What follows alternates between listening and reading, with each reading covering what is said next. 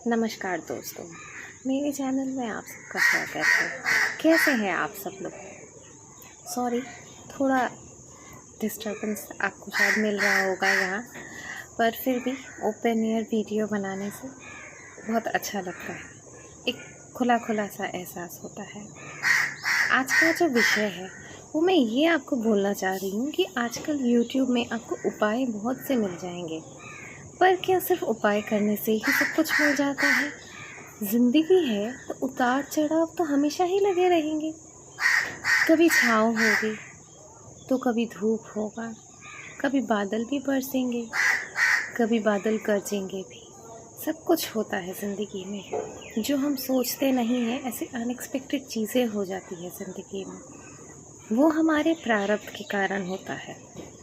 कर्म बहुत से डिफरेंट वेज़ के होते हैं।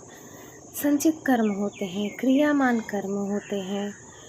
उसके बाद मतलब जो आप कर्म करते हैं उसी के हिसाब से हमको ज़िंदगी मिलती है, उसी के हिसाब से हमारे अच्छे दिन बुरे दिन आते रहते हैं। हमारे कर्मों का प्रभाव ही हमारे प्लैनेट्स पर पड़ता है। उसी हिसाब से हमारा ये प्लैनेट अच्छा तो हमारा वो प्लैनेट ख़राब, उसी के चलते हम उपाय करते हैं। ये तो सबको ही पता है। लेकिन जब हम उपाय करते हैं, हम उपाय क्यों करते हैं? ताकि हमारे जो पुराने कर्म हैं, जिनसे हमें प्रारब्ध भोग मिल रहा है, कभी अच्छा तो कभी बुरा, तो जो बुरे फल हमको मिल रहे हैं उसको हम कैसे ख़त्म कर पाएँ, इसीलिए हम उपाय करते हैं।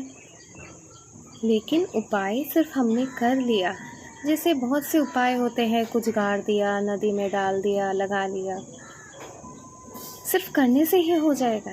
नहीं, हमें समझना होगा कि हमने क्या गलती की है, उस गलती को हमें सुधारना होगा।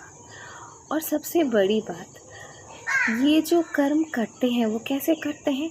क्योंकि वो जो ऊपर ईश्वर है ना, वो हमें माफ़ कर देते हैं हमारे बुरे कर्मों के लिए।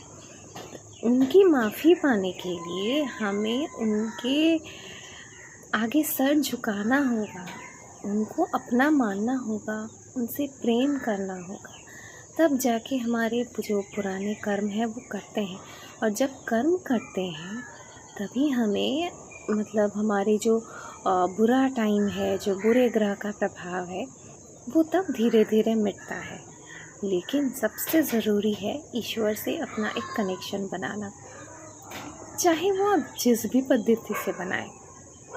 आप मूर्ति सेवा करते हैं, आप फ़ोटो की पूजा करते हैं, आप मंदिर जाते हैं, आप जो भी करते हैं, अगर आप मन से कर रहे हैं, आप बुला रहे हैं, हाँ ये मेरे बाबा है, ये मेरी माँ है, तो वो भी आपको उसी तरीके से प्यार करते हैं कि ये मेरे बच्चे हैं।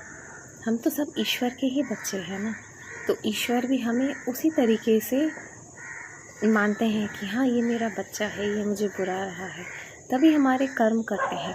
उपाय तो करो, उपाय भी ज़रूरी है।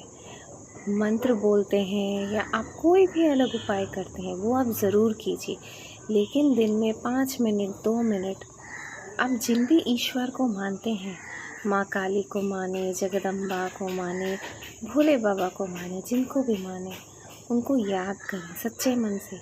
चाहे आँख बंद करके 2 मिनट बैठ के उनके बारे में सोचें, उनको बोलें कि हे माँ, हे बाबा, हे ईश्वर, मेरे जो भी पुराने बुरे कर्म हैं उनकी मुझे माफ़ी देना, उनके लिए मुझे माफ़ी करना।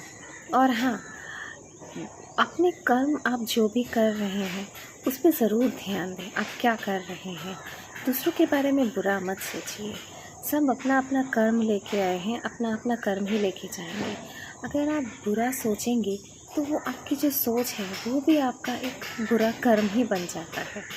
तो क्या फ़ायदा? आप रोज़ पूजा अर्चना कर रहे हैं, ईश्वर से प्रार्थना कर रहे हैं कि मेरे बुरे कर्म को काट दीजिए, उसके बाद आप फिर से दूसरों के लिए बुरा ही सोच रहे हैं। इससे आपको कोई फ़ायदा नहीं होगा, उल्टा नुकसान ही हो जाएगा। तभी हम बोलते हैं कि हाँ, हमारे जो हम इतना कुछ कर रहे हैं, उपाय कर रहे हैं, पर वो उपाय लग नहीं रहे हैं। कैसे लगेंगे? आपको अपने में भी तो बदलाव करना होगा ना। नहीं तो वो उपाय कभी भी नहीं लगेगा। आज के लिए इतना ही। आगे और भी ऐसी वीडियोस मैं लाती रहूँगी। अगर आप किसी और भी नए टॉपिक के बारे में जानना चाहते हैं तो कमेंट करके ज़रूर बताएं। जय माता दी, जय भोले बाबा। Thank you.